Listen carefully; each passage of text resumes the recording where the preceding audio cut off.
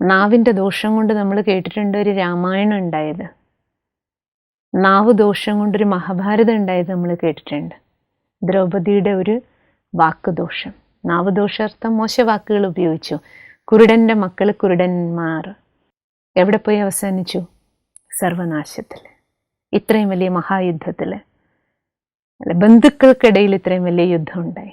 നമ്മുടെയും സമൂഹത്തിൽ വീടുകളിൽ നോക്കൂ, രക്തബന്ധങ്ങളിലും മിത്രബന്ധങ്ങളിലും എല്ലാം, അത് വീട്ടിലാകട്ടെ ജോലിസ്ഥലത്താകട്ടെ അയൽക്കാരുമായിട്ടായിക്കോട്ടെ, ജീവിതത്തിൽ സംഭവിക്കുന്ന ഇത് തന്നെയല്ലേ. നമുക്ക് ഈ കുതിരകളുടെ മേൽ നിയന്ത്രണം ഇല്ലാത്തതുകൊണ്ട്, ഈ കുതിരകളുടെ മേലെ നിയന്ത്രണം ആർക്കാ വേണ്ടത്? എനിക്ക്. ആരാ ഞാൻ? ആത്മാവ്. ആത്മാവിൻ്റെ നിയന്ത്രണത്തിലായിരിക്കണം ഈ കുതിരകൾ, ഈ ഇന്ദ്രിയങ്ങൾ അല്ലേ. കാരണം നമുക്കറിയാം നമ്മുടെ ഓരോ അവയവങ്ങളും ഒരു ഉപകരണം പോലെ.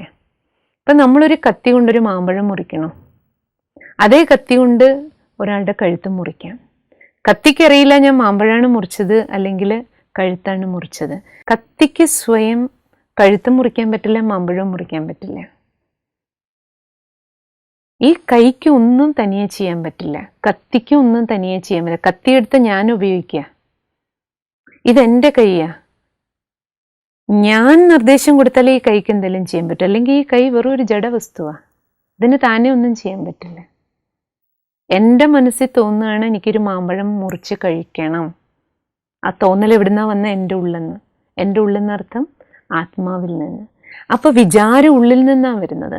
നമ്മുടെ ഉള്ളിൽ നിന്ന്, മനസ്സിൽ നിന്നൊരു വിചാരം വന്നു. ആ വിചാരം ഉണ്ടാക്കുന്ന സ്പന്ദനങ്ങളെ നമ്മുടെ തലച്ചോറ് പ്രോസസ്സ് ചെയ്ത് അത് നമ്മുടെ കയ്യിലേക്ക് കൊണ്ടുവന്ന് കൊടുത്തു.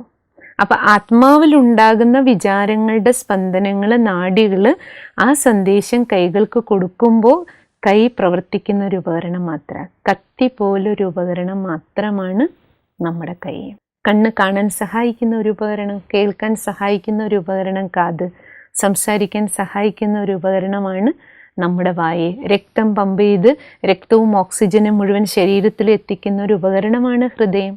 തലച്ചോറും അതുപോലെ തന്നെ നമ്മുടെ ചിന്തയും വാക്കുകളെയും കർമ്മങ്ങളെയും എല്ലാം ഏകോപിപ്പിക്കുന്ന ഒരു കമ്പ്യൂട്ടറിൻ്റെ ജോലിയാണ് തലച്ചോറ് ചെയ്യണത്. അപ്പോൾ ഇവയെല്ലാം ഉപകരണങ്ങളല്ലേ. അപ്പോൾ ശരീരത്തിൽ ഇത്രയധികം ഉപകരണങ്ങൾ ചേർത്ത് വെച്ചിരിക്കുക. അപ്പോൾ ഇത്രയും ഇന്ദ്രിയങ്ങൾ ചേർത്ത് വെച്ചിരിക്കുന്ന, ഇന്ദ്രിയങ്ങളാകുന്ന ഉപകരണങ്ങളെ ചേർത്ത് വെച്ചിരിക്കുന്ന ഈ വലിയ ശരീരമാകുന്ന ഈ രാജ്യത്തിൻ്റെ രാജാവാണ് ആത്മാവ്. അപ്പം ഞാൻ രാജാവാണെന്ന ബോധം നമ്മളിലേക്ക് തിരിച്ചു വരണം. അപ്പോഴേ നമുക്ക് ഈ ഇന്ദ്രിയങ്ങളുടെ മേലെ നിയന്ത്രണം ഉണ്ടാവുള്ളൂ.